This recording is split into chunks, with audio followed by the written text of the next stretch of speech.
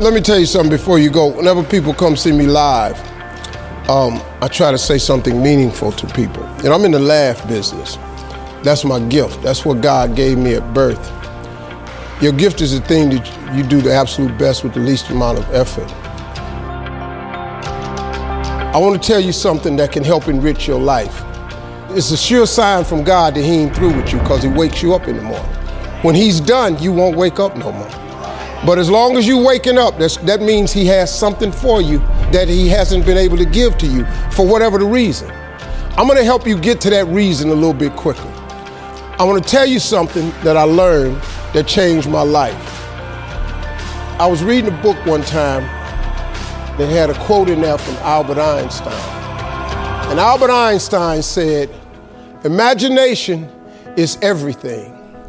It's the preview to life's coming attractions." If you think about that, that's a really, really true statement. Because everything you see in this world came from somebody's imagination. Everything. Somebody was talking on the phone one day, on that wall phone, connected to the cord, and tried to walk, and it didn't go no further.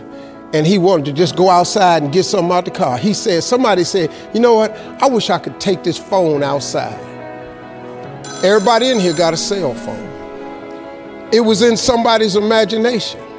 Somebody imagined that. Somebody imagined everything. Somebody got tired of walking. Somebody got tired of driving cars. Somebody said, "We're gonna fly." You're not finna fly. Everybody in here done been on a plane. See, your imagination is the evidence of things not seen. You know why they call it the evidence of things not seen? Your imagination, you the only one can see it.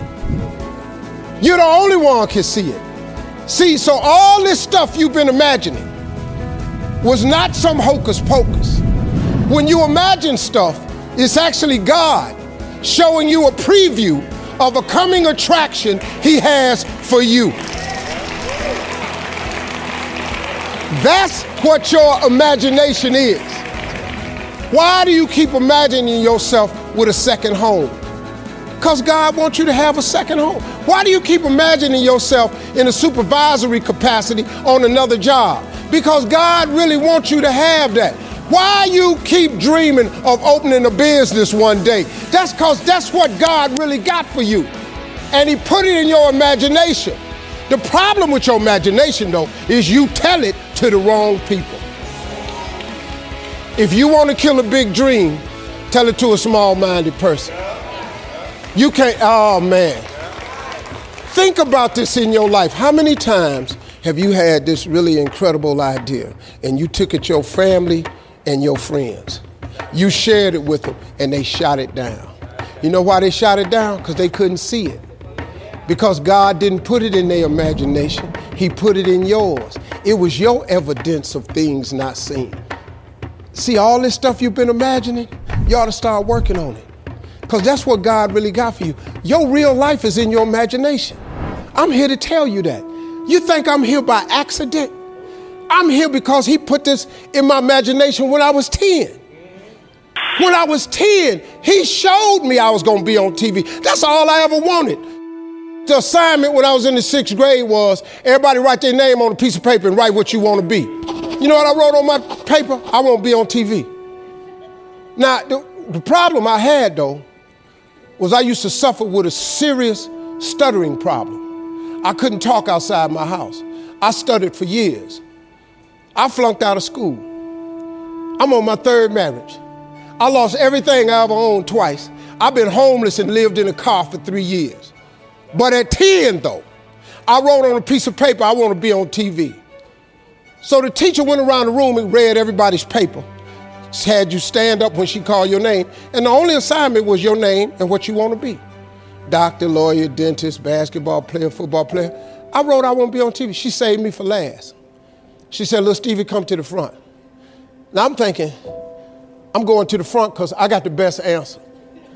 Because ain't nobody had put that on their paper. She called me to the front. I'm thinking I'm finna give me a gold star. But I was wrong about that. She called me to the front to humiliate me. First of all, you know I can't talk. I suffered with stuttering stammer so bad, man. I couldn't talk at all. And that lady lit in on me. Why did you write this on your paper? Now I'm standing there, I can't talk. Who in this school ever been on TV? Who in your family ever been on TV? Who in this neighborhood ever been on TV? I'm crushing, man. I'm standing there dying. She said, look at you standing there. You can't even talk. How they gonna put somebody like you on TV? So every Christmas, I send her a flat screen TV. Because I don't want her to miss me. I do not want her to miss not an episode of me.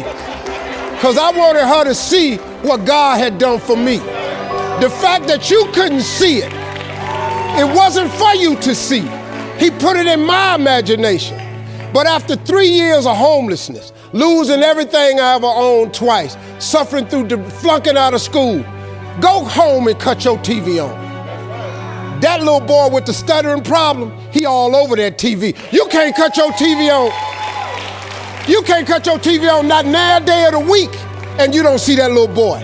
That little boy with the stuttering problem is all over that TV because God put it in my imagination. All I did was hang on to that thought. I just kept hoping. I just kept hoping that what I had wrote on the paper would come true. A lot of times it wasn't about no faith. I didn't believe it sometimes. When you homeless and living in the car, how you see yourself as a TV star? But I just kept hanging on there. Because my mama was a Sunday school teacher. I kept hearing her say, God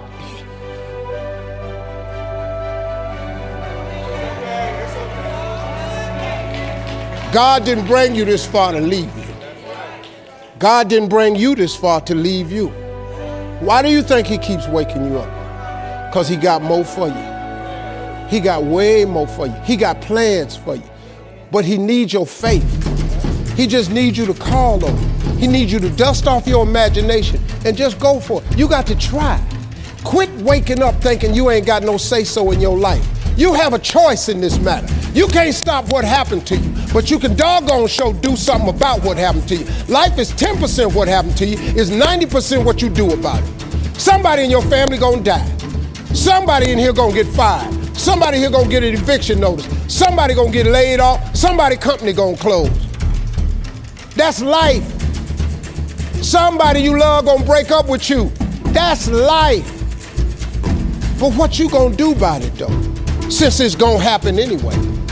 Trust me, go home and ask God to open up your imagination and then pursue it with everything in you and watch what he do for you. Appreciate y'all.